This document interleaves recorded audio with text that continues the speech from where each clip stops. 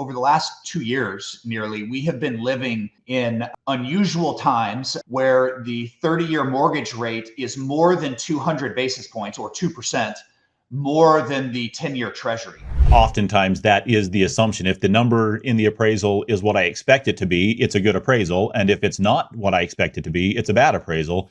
In fact, I just had a scenario that really illustrates this.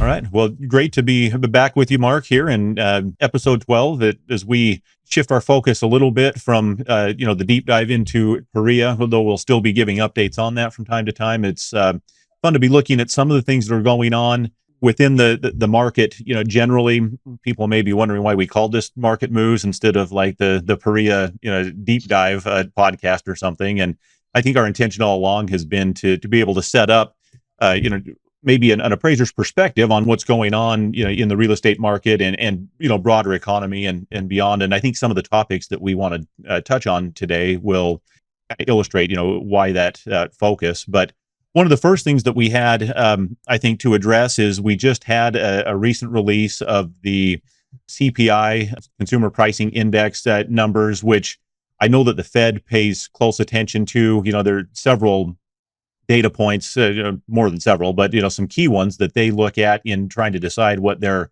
policy rates are going to be. And given that they have a meeting coming up next week, I think most in the financial space have been interested about this particular reading. So as it came out yesterday, the top line or the overall CPI number changed just by 0.2%. It had an annualized increase of 2.4%. As we drill down a little bit, one of the numbers they'll look at is the top line.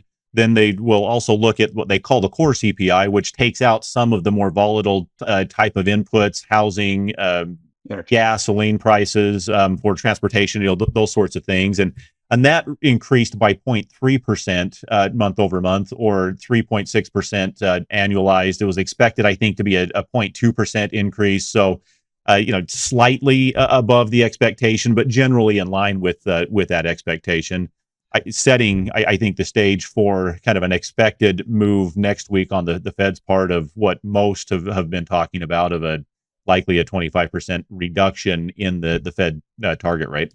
Yeah, Jeff, the better part of my near 2.5 decades of experience in the appraisal industry, I've really have paid little attention to the macro market influences and variables. They make minor differences in my day-to-day business and in the work that I'm doing, valuing an individual property.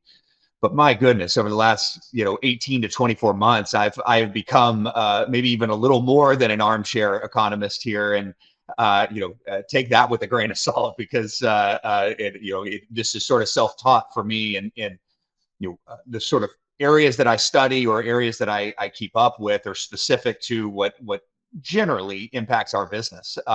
And there's just a lot that's going on right now, and this CPI thing is, generally speaking, the measure that the Fed has provided that we got to get to 2% before they will start thinking about adjusting rates. And we aren't fully there yet. I think they've come off of that just a little bit. And so core is more in the 3.5% range annualized based on this latest reading, but CPI generally is in the 2.5. So, I think making real progress there. But we're recording this on Thursday, the 12th. The Fed, I believe Jerome Powell will be speaking on September 18th. We'll probably release this podcast just a few days before that. But it's hard to have any conversation about real estate, residential real estate specifically, without thinking about this Fed funds rate and what Chairman Powell is going to talk about here next week and what they're going to do. And so I've spent a lot of time thinking about that. It's, the markets are extremely confident at this point that a drop will happen next week, at least of 25%. I get worried about that because I feel like the market now has priced in a drop to a large extent. We were looking, 60 days ago, and the rates were sitting at 7.4%, and now they are 6.25. So they dropped more than a percentage point. is the expectation of a Fed funds rate decrease. It is coming in mid-September. So I'm worried that they may not. I don't think that's going to happen. I kind of agree with the market that it's about time for it to do it. I have heard predictions of 50 basis point drop. I've never believed that. I don't think that's going to be the case. And I kind of have a feeling the Fed is going to move as slow as they possibly can in these drops. So, it's something that we're watching a lot. And what I watch too is just the overall economy that's also informing this. I think when the last release of notes from the Fed was saying that, there is not a single data point that is going to tell them to drop a rate. It is an aggregation of data collection generally that is going to inform them. So there's no one rate or one number like CPI or jobs or whatever that is going to make them move, but it's just the aggregation of that. And I've been watching a market turning. It feels like for I don't know, more than 60 days for sure.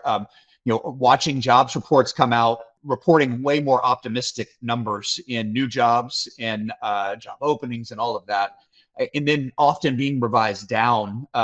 Those don't make headlines, but the hot job market does not mirror my experience in this marketplace. And so we are starting to see over the last 60 days a lot of individual markers that would suggest that. Starbucks, same store sales down, McDonald's, same store sales down, things like that are, ordinary consumer goods that have gotten a lot weaker.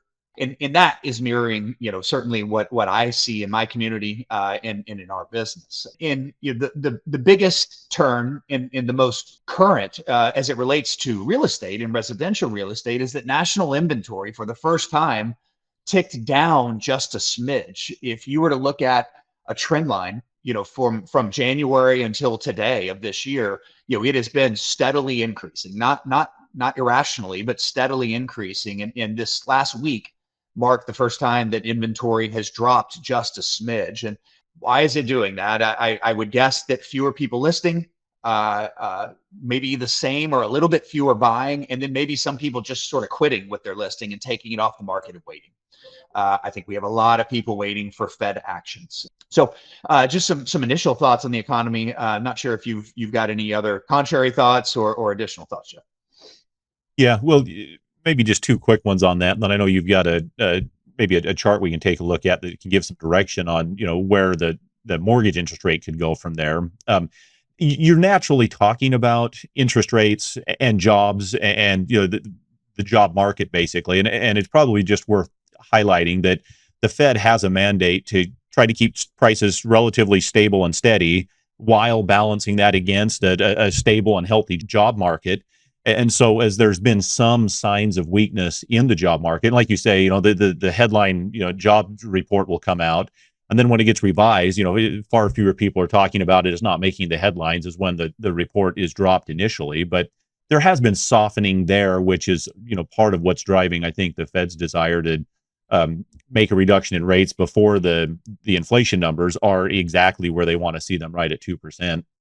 Like you say, there's a bunch of data points that go into it. I don't know if I've ever sat through an economist who didn't lead with talking about the different types of statistics and what you should believe from the economist is like the least credible of anything out there, because they're just prognosticating. And it's a complex market. It's a complex system that we operate in. And so I think you're right to point out there's not a single data point that's going to drive everybody's action and the mortgage rate, specifically. But the trends, that we see within the market are definitely worth highlighting. The one thing I do know is that inventory is not dropping because a whole bunch of transactions are taking place and a whole bunch of people are buying them up, so it's interesting to note that trend. One thing I had realized is it's not that we all of a sudden have a whole lot more transactions everybody's dealing with. Yeah, this is a no kidding comment from appraisers operating in the space right now. But for, if trainees are watching this or prospective appraisers, wanting to get into the space, or those that aren't doing appraisal work or watching, it is just unprecedented stillness of the real estate transaction community, whether it's buyers or sellers. And what has shocked a lot of us is, you come into January and say, okay, we're going to get to spring and we're going to see some more activity. Rates going to come down a little bit. Maybe we get a Fed drop. in the Fed funds rate. We didn't get that. We saw a little bit more volume for a decent amount of time through the spring and early summer, but boy, has it gotten slow in the last 60 days. And what I think that has coincided with a confidence that the Fed is going to drop rates soon. And everybody's just sitting there saying, well, hey, if I know I'm going to get meaningfully less expensive rates, then it's gonna address the housing affordability problem that is preventing me from getting as much house as I'd like to be getting. And so I think people are just waiting. And if Powell comes out next week and says, you know what, yeah, we're going to drop it 25%, but we're also going to do it 25 basis points, 2 or 3 more intervals for the end of the year. Well, if I'm buying, what am I going to do? I'm probably going to sit there and wait until January until all 3 of those drops are going and get a little bit lower rate. So the way, I think the subtleties of his communication of this will dictate any veering off course from the stillness of market participants that we've been living in right now. I think it was Ted Jones, the economist from maybe Stewart Valuation. I hope I got that right, but was highlighting in a tweet a while ago that the July pending contracts was down 5.5% or something like that. In July, that's 2 months ago, but that's the data that is the pipeline for us in the appraisal side and in the loan officer side, getting deals done. So we've been feeling that for quite a while. While rates have dropped to 6.4%, we still see quite a bit of stillness that's sitting out there. And I've heard some say, Jeff, that we might now need where the statements before was, boy, you get to a low 6% rate and you're going to see all this pent up demand starting to happen. We're practically there right now. I think low 5s is sort of the new the new expectation that's out there. And that leads to this quick chart that I wanted to share. It's like, well, how on earth would we ever get to low 5s? Where we're sitting at 6.4, the Fed would have to drop the Fed funds rate by a full percentage point. And it's not exactly the case there. You pull that up, Mark. It as you were talking about the stillness in the market, it drew this image from the movie The Princess Bride. Wesley is like dead, and the crazy old guy who's trying to revive him is like, he's not dead. He's mostly dead. And there's a difference. It's like, I don't know how much more dead we can get and still be, a hope to come back or recover from it. But everyone I'm talking to is saying, hey, there is a light at the end of the tunnel. I've had conversations with loan officers this week, that are both saying it's not going to change overnight, but they've got a lot more in the pipeline now than they've had in months. And so I think it's in anticipation of what you're talking about here. You bet. Yeah, that's great, Jeff. And yeah, so on the screen here, and hopefully this isn't redundant for folks that are following this closely, but for those that aren't, how can we get to mid or low 5s with just a 25 basis point reduction of the Fed funds rate, or a couple of them, is really highlighted by this graph. Over the last 2 years, nearly, we have been living in unusual times. They've happened before, but unusual times where the 30-year mortgage rate is more than 200 basis points, or 2% more than the 10-year treasury. And we've been sitting at that for a long time. And so the market is inflating the mortgage rate above the 10-year treasury beyond what is typical. And so we've been sitting here, and right now it's sitting at like 255, so 2.5% higher mortgage rate than 10-year treasury. And so what I think that is a sign of risk and anticipated risk on the horizon, which is why we have those spreads that are sitting there. There's a lot of reasons for that. Many are beyond my comprehension, but there are a lot of reasons for that. But that only means that we have a lot of room to come down as the marketplace doesn't see the risk ahead as they have been over the last 24 months. So, if that 255 basis point spread drops to 155, we have a full percentage point drop that the market can add on its own to lower rates. So we don't only need the Fed as the mechanism to make that sort of thing happen. So you can see on this chart that this is from the St. Louis Fed, but the gray areas are the times over the last 20 years, 23 years that where that spread has been greater than 200 basis points. And so I would expect that comes down as things start to stabilize here with the Fed saying, okay, we've started to see what we wanted to see, and we'll start relaxing what we're doing. Yeah, I think of it as, kind of a leverage in the sense that a 25% reduction in the Fed rate could, easily lead to a 50% or a half a percent or more drop, just getting the mortgage rate back to its normal historic relationship with where it typically is with the Fed funds rate.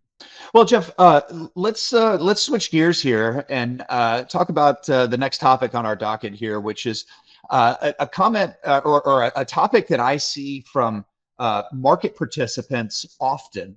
I see it in social media, often posted by folks that use appraisal services. I think their perspective is that appraisers are concluding a market value that is basically the contract price nearly 100% of the time.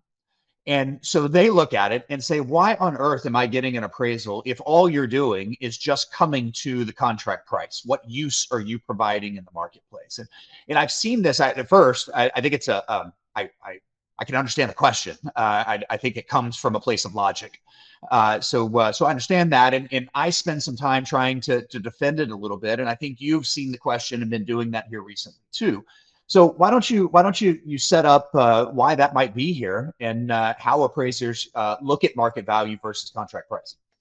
Yeah, you bet. In fact, I just had a conversation with an agent, not on a deal that I was doing for him, but he just made that exact observation. In all of my years, it just seems like the appraiser always just, tells you whatever the contract price is. What's up with that was, kind of the heart of his question. And, my immediate response was, boy, I hear all the time when you don't come to the contract price and somebody's unhappy because, you're saying that it's worth less than what they've set that up as. Maybe what we can do is drop a link or some comments in show notes, for this episode to a little bit of this data. But as I've thought about it, and I think that you've tried to explain it kind of a similar way, you really have to understand what market value is and what does it mean? What is that number that an appraiser spitting out versus a contract price? A contract price is a fact. The property's been listed for sale. The buyer and seller have agreed to or come to terms on a specific number or price. If you read in right before where that magic number shows up in the appraisal, it says the definition or the opinion of market value from the appraiser is, and then there's the number everybody looks at. And there's, I think, two components there to be aware of and maybe to better understand by those that use and are impacted by appraisals, but aren't necessarily the ones writing the appraisals. Yes, there's the opinion aspect of it, but there is also the definition of what market value means. And, Fannie Mae has a standard definition that, we can link to, but it has certain components that say, if these things are true, then here's the number that the appraiser's coming up with. And it talks about things like, market value is the most probable price that a property should bring in a competitive and open market where the buyers and sellers are acting rationally. You're talking about cash equivalent pricing. So if I'm adding a whole bunch of seller concessions to facilitate an FHA or some other type of mortgage transaction or financing, if I have creative financing in any form, that may just cause that particular transaction to fall out of this definition of being a market transaction. But at the end of the day, if I'm appraising a property that has been listed for sale in an open market, I've got knowledgeable buyers and sellers, I've got a cash equivalent price that's been concluded, and I've got market data that is also saying, yes, this particular price is right in the mix of what everything else is selling for in this particular market. Why would you expect it to be any different? Now, what happens is a lot of times there's something going on where those conditions, those definitions of market value aren't met. And so the appraiser comes up with a number that is perhaps different than what the contract price is. But most of the transactions we see, kind of fit this definition. You got a seller who wants to get as much as they can. They've listed it. You've got buyers looking. Buyers tried to negotiate the best price they can, and it falls within the context of what the homes are selling for in that subdivision. And so you would, under those circumstances, expect that number to if not match, at least be very close. Very much in the ballpark. Yeah, you bet. And not to mention the buyers and sellers are out there. It's just an efficient marketplace, and when they are reaching an agreed upon contract price, there's all sorts of substitute properties out there that and substitute buyers, right? So if the buyer is unreasonable, the seller can go to the next buyer if they're out there, and the buyer can go to the next property if the related contract price isn't reasonable. And so I think more than anything, this talks about an efficient marketplace. And the appraiser is looking at whether the contract price is supportable by market data. And in part of that question is, do we have a knowledgeable buyer and a knowledgeable seller, working their way through and acting in their best interest? And USPAP requires us to review the contract, and you've said this, Jeff, but if we didn't have the contract and the contract price, we didn't review it, would we come at or right around the contract price as often? I unequivocally, no, we wouldn't, right? We wouldn't know it. It has some influence. We might or might not give weight to it. I think most often, if we conclude it is, it is a knowledgeable buyer and seller, and the other criteria are met, that we say, hey, this is probably pretty reasonable. But USPAP requires us in this process to obtain and review any contracts, and not just summarize them, but reconcile, and analyze them. So, it is part of our process to be reviewing those contracts and understand what they are and how they fit into the rest of the data that exists for that market. Yeah, and what I find is it's always very helpful when participants in the transaction, where there's a contract involved, if there's something going on, communicate that to the appraiser. And I fully understand a lot of appraisers say, hey, I can't be influenced. I don't want to talk to anybody. And that's not accurate. I mean, that's not right. They can't be influenced, but they should be open to receiving factual information. And so, if there's something going on with the contract price or with the data in the neighborhood, hey, yeah, the house across the street sold, but it was a divorce, and the husband or the wife beat up the home, and it was sold in as is condition. It doesn't reflect what the market, really is here. Information like that is always helpful, to be able to reconcile what's going on in the market relative to a specific transaction that you may be involved with. To your point, Mark, I've seen a chart that representatives from Fannie Mae have shared, where they run their automated valuation models, and it's kind of an even distribution, around the contract price, with about as many of their AVM values falling short of the contract price as falling at or above it.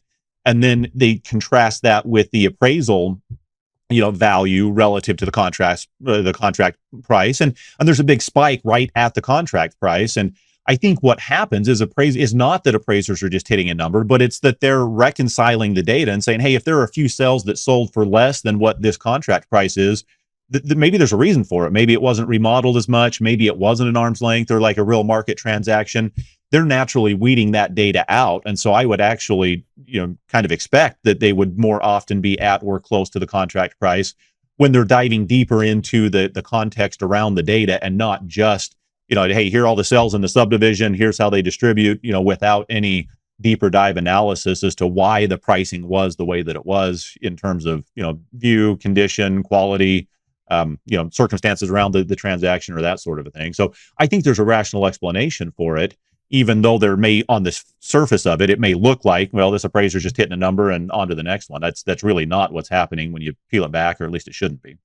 Yeah, boy, I see that. And I mean, the appraisal process is really pretty amazing, because every time you have an adjusted value that's just out of line with the rest of the sales that you found, often out of line with the contract price, there is some feature that the market was recognizing that you haven't caught yet. And usually the appraiser's process say, well, why is this thing an outlier? Let me dig a little deeper. And I mean, what is it? 95% of the time you find something. It's like, yeah, this has whatever feature that was there, and I just didn't see in the original process. And so it's an efficient market. I think it's a lot of why some people just prefer residential, because there's a rhyme and rhythm much more so than there is. It's certainly in small commercial, where it's individual use, and not tied to income necessarily, but there's just a rhyme and reason to nearly everything, and it just makes sense. The answers are there.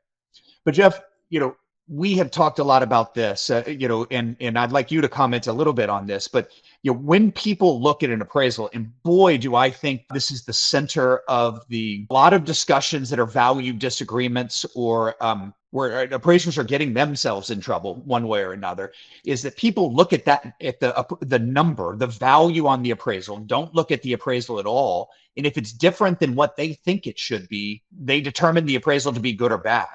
And that's not necessarily the case. How do you think about that? Yeah, that's such a good question, because oftentimes that is the assumption. If the number in the appraisal is what I expect it to be, it's a good appraisal. And if it's not what I expect it to be, it's a bad appraisal.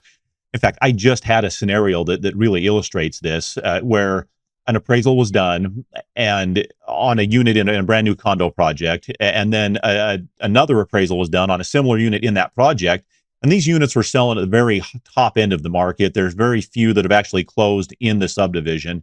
And so this newer, kind of inexperienced appraiser brought the number in, but they did not reconcile the fact that, hey, they've actually started reducing the pricing of the units in this project. So I've got some historical sales that have sold for $550,000 or whatever it was, but now I've got competing inventory listed at $500,000. And so I had a loan officer reach out to me and say, hey, I've got these different appraisals. One was down lower, and this other one hit the number. What's going on? Why is there a difference here? And as we dug into it, it turned out that the one that was coming in lower was probably more accurate, because the appraiser had reconciled and looked at current listings and hadn't skipped over those in writing their appraisal report. It was unfortunate that the better supported appraisal didn't do what the loan officer wanted it to. I mean, from his perspective, it's like, well, crap, that's not what I wanted to hear. I wanted to hear that the guy that was low did something wrong. And that just wasn't, didn't turn out to be the case, but it required a deeper dive to understand, because on the surface, you've got two appraisals, two different numbers. One makes a transaction work. One is causing problems with getting the deal closed. You pull, you open the hood and take a look under it and realize, well, that one that came in high probably, should have handled some of the data, better than it did. And it just simply didn't. Yeah. There's a maybe you don't pick up sale as you're describing here. Right? There's a lot of reasons why there can be some variance amongst professionals, and I think we as an industry must do a better job educating the public in that two professionals can come to different values. There isn't a single point value for a given property out there. People would view our work quite differently and engage in conversation. And I think the reconsideration of value process, as we talked about on the last podcast, is working to address that and sort of communicate on some level the realities of the appraisal process and the ultimate numbers that appraisers come to. Absolutely. The more efficient the market, the more consistency you'll have in the opinions of value. And when you get out in rural areas or areas where you just have very sparse data for whatever reason, you're going to have a wider range of opinions because there's just fewer data points to look at. And that's to be expected. It doesn't mean that there's only ever one right answer, but the better the data, the more consistent you'll find the conclusion should be as far as the values go. You bet. Well, Jeff, the third and final topic we have on the docket, we have been seeing some folks questioning the education requirement as it relates to becoming an appraiser. Associate's degree is required for a certified residential, and a full college degree is required for the certified general. Do I have that correct? Yes. So folks are looking at it and saying, hey, it's really hard to get into this space. Should we consider removing? Is the college requirement necessary, or the education requirements necessary? There are placement options, I think should be noted, from just options from holding a degree one way or another. But there are questions out there of, is this overly restrictive for folks getting in to the space? You and I, Jeff, are outed PAREA proponents here, and that is certainly a process for providing access to more people into the profession. Some might look at us supporting the PAREA pathway for experience and say, hey, those guys are probably good with watering down the education requirements. Where do you stand on this? I like the way you set that up. It's probably worth just setting the stage or the framework that to become an appraiser, you have to do certain things. You got to take qualifying, which is appraisal specific education. You have to accumulate experience. You have to pass the test, which we've talked about in previous pods. One of the other things that you have to have is this college degree, requirement. And the Appraisal Foundation has had a public comment open around this requirement specifically. They're wanting to balance having a high enough standard, to become an appraiser, that we have good quality appraisers going through the process and out there doing work, with not having unnecessary barriers to entry to becoming an appraiser in the first place. When, I talked about, I work with our state, on our state appraiser board, but our division of real estate oversees not only appraisers in the state, but also real estate agents and mortgage brokers. And the requirements to become a real estate agent or a mortgage broker are fewer. It takes less time to get those credentials, in part because of this experience requirement that appraisers have that the other, those other counterparts do not. So there's been, I think, an increased focus on barriers to entry in the appraisal space specifically. But as I've broken it down and thought about it, and frankly, as you think about the context and the discussion that you and I have been having around, the broad-based economy, how does the market value reconcile within the context of data in a market? I think it makes a lot of sense to have a college degree requirement at some level to become an appraiser, because you really need, and I think everybody wants an appraiser to have at least a basic understanding of economic principles, of market principles, supply and demand. Certainly, around statistics. In fact, in our last podcast, we talked a little bit about, appraisers really needing to be able to extract from the market what a pool contributes or whatever. And an understanding of statistics is helpful in that. There are aspects of business writing and just communicating effectively in the written, format that all come from either the college degree or the variance that the foundation has allowed. You can test out of college classes. You can take targeted specific college classes if you don't have the full degree that can meet that requirement. But I do feel like that training helps bring appraisers to the market that are effective and efficient. Yeah, I totally agree. I think the last, maybe not the last piece, but an additional piece that you may not have discussed there is just the ability to communicate. Communicate your analysis, your thoughts, to reconcile in a competent way for a reader to not misunderstand, and to receive clear communication of your analyses. And all of these things are really, really critical. And I think folks can take those skills for granted, and it's really a very broad education and set of skills that an appraiser needs to get all of this done. And you've outlined a lot of those. So yeah, I think certainly worth looking at and considering the education requirements and those barriers to entry, but it is not easy to do what we do and add in a lot of other complications in the business of getting appraisal work done.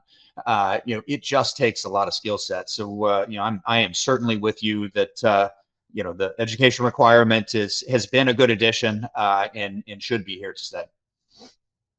Yeah, I think we're on the same page there. I do like that there are alternatives to it. And one of those, frankly, is if you've been an appraiser for 5 years as a licensed appraiser, that can meet or kind of replace the college degree requirement. If I've got a base level of experience without, demonstrating that I haven't got myself into trouble by, doing appraisal work.